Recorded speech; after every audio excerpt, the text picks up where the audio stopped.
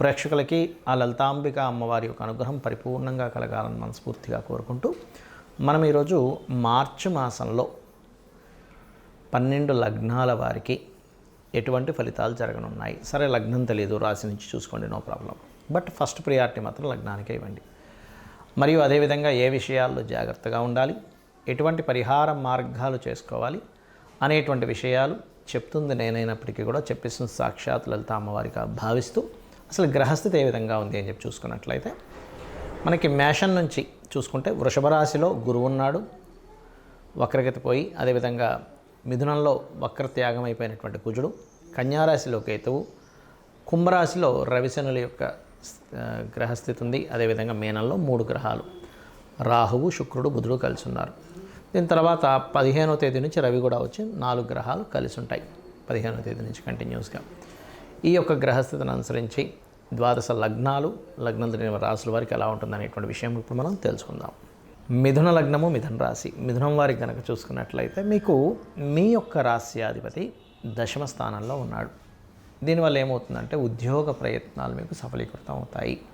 అది కూడా వేరే దేశాలకు వెళ్ళి అక్కడికి వెళ్ళి చదువుకుంటూ ఉద్యోగంలో సంపాదించుకోవడం. ఒక పక్క చదువుతూ ఒక పక్క ఉద్యోగం సంపాదిస్తారు చూసారు. ఎందుకంటే మీ లగ్న చతుర్థాధిపతి వెళ్ళి 10వ స్థానంలో కూర్చున్నాడు, విద్యాకారకుడు అయ్యాడు, రాహుతో కలిసి ఉన్నాడు, శుక్రుడితో కలిసి ఉన్నాడు. కాబట్టి ఏంటి, anything creative related, medical related, software related ఇట్లాంటివి చదువుతూ అక్కడే మళ్ళీ ఉద్యోగం ఒకవైపు ఉద్యోగం చేస్తారు. ఈ రెండు సైమల్టేనియస్గా నడుస్తాయి. కాకపోతే లగ్నంలో కుజుడు ఉన్నందుకు కొంచెం హెల్త్ విషయంలో కొంచెం జాగ్రత్తగా ఉంటూ ఉండండి. వీలైతే కాస్త కందులు దానంగా ఇస్తూ ఉండండి. కొన్ని కాంపిటీషన్ రిలేటెడ్గా కొంత శత్రువులు, అంటే మీరంతా కూల్గా ఉందాం అనుకున్న శత్రువులు తయారవుతూ ఉంటారు. ఎందుకంటే బికాస్ ఆఫ్ లగ్నంలో కుజుడు వల్ల.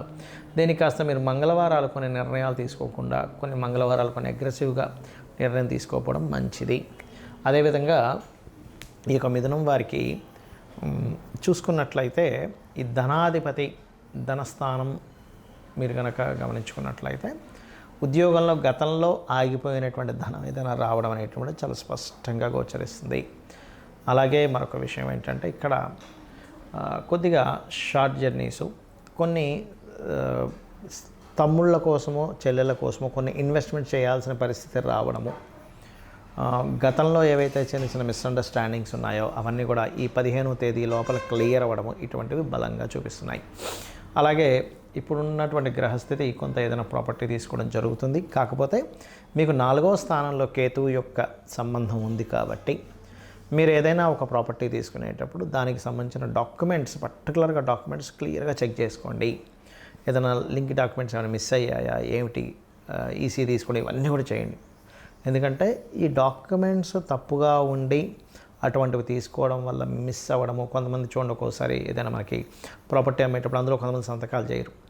అందరూ ప్రాపర్గా ఎంతమంది ఉన్నారు ఏంటి, ఎంతమంది సంతకాలు వచ్చి అందరివి చూసుకోండి. బికాజ్ ఆఫ్ అది చాలా ముఖ్యమైనటువంటి అంశం ఇప్పుడు ఉండేటువంటి కండిషన్లో మీకు. అలాగే సంతానం సంబంధించిన విషయాల కోసం ప్రయత్నం చేసేవారు కొంచెం ఎక్కువ ప్రయత్నం చేయాల్సిన పరిస్థితులు ఉన్నాయి. శత్రువులతో కొంత జాగ్రత్తగా ఉండండి. శత్రుత్వాలు అసలు పెట్టుకోకండి లగ్నంలో కుజుడున్నందుకు. మరి వివాహ ప్రయత్నాలు అవి ఎంతవరకు సఫలీకృతం అవుతాయని చెప్పి చూసుకున్నట్లయితే ఇష్టపడిన వారిని, అందులో ముఖ్యంగా మీ బంధువర్గంలో వారిని, లేదా మీ బిజినెస్ రిలేటెడ్ రంగాల్లో ఉండేటువంటి వారిని, విదేశాల్లో ఉండేటువంటి వారిని ఇష్టపడి వివాహం చేసుకోవడం జరుగుతుంది. లేదా మీరు ఎక్కడైనా జాబ్ చేస్తున్నారు, ఆ జాబ్లోనే ఉండేటువంటి వారితో కూడా ఇష్టపడి వివాహం చేసుకునే యోగం నడుస్తుంది ప్రజెంట్ మీకు. అదేవిధంగా ఉద్యోగ ప్రయత్నాలు సఫలీకృతం అవుతాయి. అందులో ముఖ్యంగా విదేశాల్లో ఉండి అక్కడ ఉద్యోగం చేసేటువంటి వారికి ఖచ్చితంగా ఉంటుంది. కొంచెం చేసేటువంటి బిజినెస్లో ఆశించినంత రావట్లేదు అనేటువంటి దాంతో కొంతవరకు స్ట్రెస్ అవుతూ ఉంటారు. అయితే మీరు ఎక్కువగా కందులు దానంగా ఇస్తూ ఉండండి. కందులు, ఉలవలు దానంగా ఇస్తూ ఉండండి. నవగ్రహాల్లో కుజకేతు రాహుజని గ్రహాల దగ్గర దీపారాధన చేయండి. ఓం శ్రీమాత్రే నమః అనే నామస్మరణ చేయండి. అన్ని విధాలా బాగుంటుంది. ఈ మార్చి మాస ఫలితాలు అయిపోయిన తర్వాత మనకి నూతన సంవత్సరం రాబోతుంది, విశ్వవసు నామ సంవత్సరం. ఇప్పటి నుంచే చెప్తున్నాను, అసలు విశ్వవసు నామ సంవత్సరంలో అయినా మీరు కంప్లీట్గా సక్సెస్ అవ్వాలంటే ఎటువంటి జాగ్రత్తలు తీసుకుంటే ఎవరైనా సరే, అంటే ఏ లగ్నంలో పుట్టినా, ఎటువంటి నక్షత్రంలో పుట్టినా, ఎటువంటి గ్రహస్థితులు ఎలా ఉన్నా సరే, ఇప్పుడు నేను చెప్పబోయేది మీకు ఫైనాన్షియల్గా, పేరు ప్రఖ్యాతుల పరంగా మీరు అనుకున్నటువంటి సంకల్పం ఏదైనా, మీ డిజైర్ ఏదున్నా సరే నెరవేరడానికి ఇప్పుడు నేను మీకు ఒక ఆస్ట్రాలజీలో ఉండేటువంటి ఒక సీక్రెట్ చెప్తున్నాను. అది కనుక పాటించగలిగితే అద్భుతంగా మీరు చేరుకోగలుగుతారు. ఒకటే గుర్తుపెట్టుకోండి, మనము ఎందుకు ఇంత ఇబ్బందులు పడుతున్నాము, ఆస్ట్రాలజీ మనకి ఏం చెప్తుందంటే వెరీ క్లియర్లీ మనం ఇప్పుడున్నటువంటి ప్రజెంట్ కండిషన్లో ఉండే నిర్ణయం ఒకటి, రాంగ్ డెసిషన్స్. ఓకే, అంటే రాంగ్ టైంలో మనం ఏదో ఎక్స్పెక్ట్ చేస్తూ ఉంటాం. సిచ్యువేషన్స్ ఒక దగ్గర ఒక రకంగా ఉన్నప్పుడు ఇంకోటి మనం ఆలోచిస్తూ ఉంటాం. అదొకటి మెయిన్. అది దానికి ఏంటి కారణం అంటే పంచమ స్థానము అంటారు, 5th లార్డ్. అదేవిధంగా రెండవది ఏంటంటే పూర్వజన్మల్లో మనం చేసిన కర్మ మనల్ని వెంటాడుతూ ఉంటుంది. ఇక్కడ చాలామందికి సందేహం ఏంటంటే మరి పూర్వజన్మ కర్మలో అలా ఉన్నప్పుడు అది ఇంకా మారదా, మరి అలా ఉన్నప్పుడు అలాగే నడిచిపోవాలి కదా అనుకుంటూ ఉంటారు. కానీ ఇక్కడ భగవంతుడు మనకి 2 ఇచ్చాడు విషయాలు. ఏమిటంటే ఒకటి, మనం పూర్వజన్మలో చేసినటువంటి కర్మ వల్ల మన జాతకం నడవడము, రెండవది మన ప్రయత్నం వల్ల కూడా కొంత ఆ స్కోప్ అనేటువంటిది, ఆ ఛాన్స్ అనేటువంటిది మనకి ఇచ్చాడు. దాన్ని ఫ్రీ వీల్ అంటారు. అంటే మనం ప్రయత్నం చేయడం వల్ల వచ్చే సక్సెస్. ప్రయత్న స్థానం అనేటువంటిది 3వ స్థానము, సక్సెస్ అనేటువంటిది 11th హౌస్. ఎవరైనా సరే నిత్యము గనక ఉదయము సాయంత్రము లలిత విష్ణు సహస్రనామాలు ఎవరైతే చేస్తారో వాళ్ళ ప్రయత్నం 100% సక్సెస్ అవుతుంది. అలా కాదండి నేను అంత నాకు సహస్రనామాలు నోటికి తిరగవు, ఇంకేదైనా సింపుల్గా చేసుకునేది ఉందా అంటే సింపుల్గా ఏం లేదు. ఓం నమో నారాయణాయ, ఓం శ్రీమాత్రే నమః, ఈ 2 చాంటింగ్ చేస్తూ ఉండండి. నాకు పూజ గదిలో అంతసేపు నేను స్పెండ్ చేయలేను, నా స్థితి వేరే ఉంది, విదేశాల్లో ఉంటాను, చాలా టైం దొరకడం కష్టం అనుకుంటే మనసులో మననం చేయండి కనీసం. ఓం నమో నారాయణాయ, ఓం శ్రీమాత్రే నమః. ఇంకా వీలుంది నాకు అంటే ఓం నమ శివాయ కూడా చేసుకుంటే అద్భుతమైన ఫలితాలు వస్తాయి దీనివల్ల. ఒకటి. ఇక రెండవది ఏంటంటే ఇక నేను చెప్పేది ఒకటే, కొత్త సంవత్సరంలోకి నెక్స్ట్ ఈ మార్చ్ ఫలితాల తర్వాత నెక్స్ట్ మార్చ్ ఎండింగ్ నుంచి మనకి ఎట్లాగో విశ్వవసునామ సంవత్సరం వస్తుంది. అడుగుపెట్టేటప్పుడు కొన్ని విషయాలు మైండ్లో బాగా పెట్టుకోండి. ఏలినాటి శని ఉంది, అర్ధాష్టమి శని ఉంది, అష్టమి శని ఉంది, అమ్మో నా లైఫ్ ఏదో అయిపోతుందేమో అనేటువంటి భయాల నుంచి ఫస్ట్ బయటికి రండి. శని అంటే ఏమిటంటే కర్మకారకుడు. మనం ఎటువంటి కర్మలు చేసామో ఆ కర్మలను ఇచ్చేవాడు. ఎంతసేపు బ్యాడ్ అయి ఇవ్వాలని రూల్ లేదు, గుర్తుపెట్టుకోండి. మనకి ఒక అద్భుతంగా ధనం సంపాదిస్తున్న శనే కారకుడు దానికి. Because of natural 10th and 11th lord ఆయన. 10th అంటే కర్మ, 11th అంటే లాభాలు.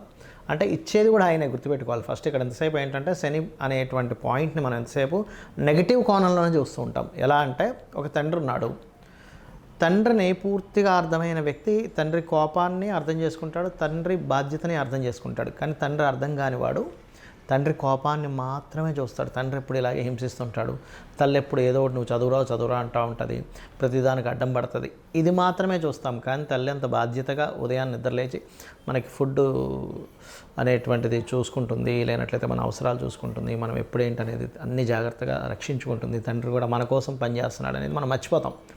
ఎంతసేపు ఆయన కోపడుతున్నాడు, నేను ఖాళీగా కనిపిస్తే ఏదో ఒకటి అంటున్నాడు అనేది చూస్తాం. అలాగే శని విషయంలో కూడా ఇదే రాంగ్ జరుగుతుంది అందరికీ కూడా. ఏంటంటే శని అనగా నమ్మో వెళ్ళినాడు శని, ఏం చేయాలి గజగజ ఉనికిపోవడం, ఇది కాదు. శని అనేటువంటిది కర్మకారక ప్లానెట్. నువ్వే కర్మ చేశావు. ప్రతి జీవుడికి పూర్వజన్మలో చేసినటువంటి కర్మ వల్లే ఈ జీవితం వస్తుంది.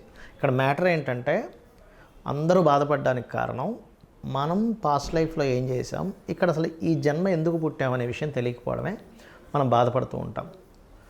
నువ్వు ఒక డాక్టర్ అవ్వాలనుంది, నువ్వు కొంతమందికి డాక్టర్గా నువ్వు సేవ చేయాలనుంది, అప్పుడు నువ్వు డాక్టరే సేవ చేస్తుంటావు. లేదా ఒక ఇంజనీర్ అవ్వాలనుంది, లేకపోతే ఒక మంచి టిఫిన్ సెంటర్ పెట్టాలనుంది, లేనట్లయితే ఇంకోటి ఏదో అవ్వాలనుంది. మనం ఏం చేస్తున్నామంటే అసలు ఏం అవ్వాలనుంది, ఎందుకు పుట్టామనే విషయం మర్చిపోయి ఆ పుట్టిన విషయాన్ని, అది జరుగుతున్న అంశాన్ని ఎంజాయ్ చేయడం మానేసి అది అవ్వలేకపోయాను ఇది అయిపోయానని చెప్పి బాధపడుతూ ఉంటాం. కానీ యాక్చువల్గా నువ్వు పుట్టింది ఫలానాది అవ్వడానికి. ఒక ఆస్ట్రాలజర్గా ఎవరికైనా ఏదైనా ప్రాబ్లం ఉంటే వాళ్ళకి గైడ్ చేసి వాళ్ళ ప్రాబ్లమ్ని గ్రహపరంగా ఏం చేసుకోవాలనేది స్పష్టంగా వాళ్ళకి క్లియర్గా చెప్పడానికి ఒక ఆస్ట్రాలజర్ అవుతాడు. అదేవిధంగా ఒక డాక్టర్ ఆ రోగాన్ని నివారించడానికి ఒక డాక్టర్ అవుతాడు. ఒక ఇంజనీర్ చక్కటి బ్రిడ్జెస్ లేకపోతే ఇల్లు కట్టుకోవడానికి ఇంజనీర్ అవుతాడు. అంటే అది కర్మ.